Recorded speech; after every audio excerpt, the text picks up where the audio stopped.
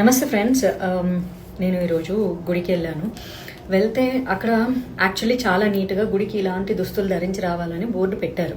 కానీ కొంతమంది రకరకాల మోడర్న్ డ్రెస్సుల్లో వచ్చారు అమ్మాయిలు. అలా రాకూడదు.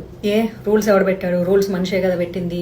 అలా వెళ్ళాలంటే ఇలానే వెళ్ళాలా, ఇలా వెళ్ళాలంటే అలానే రావాలా అంటూ చాలామంది గొడవ దిగుతారు కూడా. అంటే కానీ ఇప్పుడు ఇంజనీరింగ్ చదివి డాక్టర్ పని చేయకూడదు కదా, డాక్టర్ చదివి రైతు పని చేయకూడదు కదా.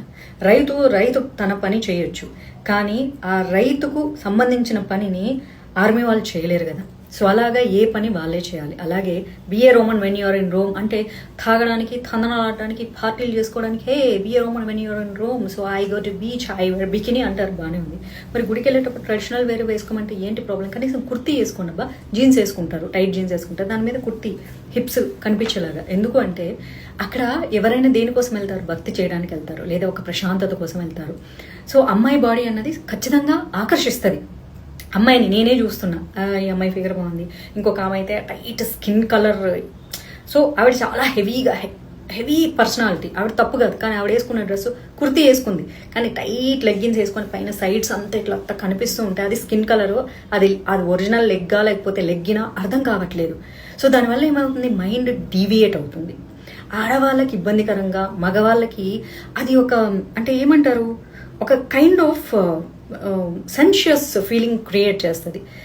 భక్తి చేయడానికి వెళ్ళి మనశ్శాంతి కోసం వెళ్ళినప్పుడు అలాంటి ఫీలింగ్స్ని కంట్రోల్ చేసుకునే ఒక ప్రక్రియలో భాగంగా కూడా అక్కడ మనసుని క్రియేట్ చేసుకుంటారు, ఒక ప్లేస్ని.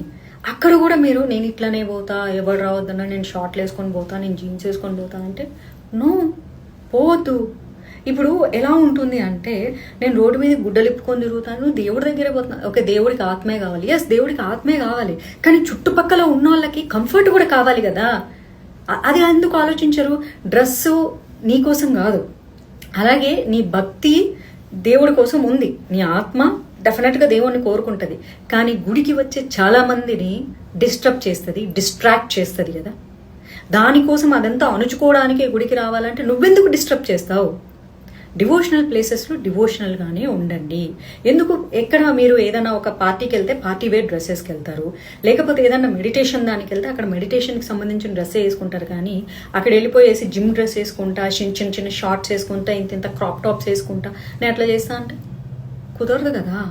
ఎక్కడ ఏం చేయాలో అక్కడ చెయ్యండి అబ్బా. ముక్కలు తిన్నాం కదా అని బొక్కలు మెల్లో వేసుకొని తిరగకూడదు. నువ్వు నాన్ వెజ్ తింటే అవన్నీ ఇట్లా పూసలు కుట్టి ఇట్లా మెల్లో వేసుకోవు కదా.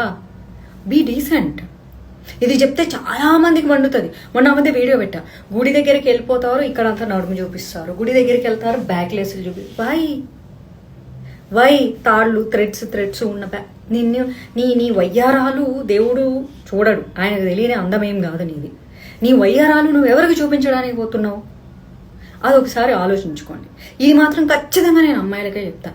We are in modern culture, even అబ్రాడ్లో కూడా ఇలాంటి రూల్స్ పెట్టలేదు. అబ్రాడ్లో కూడా గుడికి వెళ్ళేటప్పుడు పద్ధతిగా వెళ్ళమనే రూల్స్ ఉంటాయి. ఎందుకంటే నువ్వు అక్కడ భక్తి చేయడానికో లేకపోతే ప్రశాంతత పొందడానికో వెళ్తున్నావు, అని పక్కన వాళ్ళ ప్రశాంతత చెడగొట్టడానికి నువ్వు వెళ్ళకూడదు. అలాంటప్పుడు మానేయి. అర్థమైందా? లేదా నువ్వే ఓ గుడి కట్టుకొని ఊరేవు ఒక్కదానివి.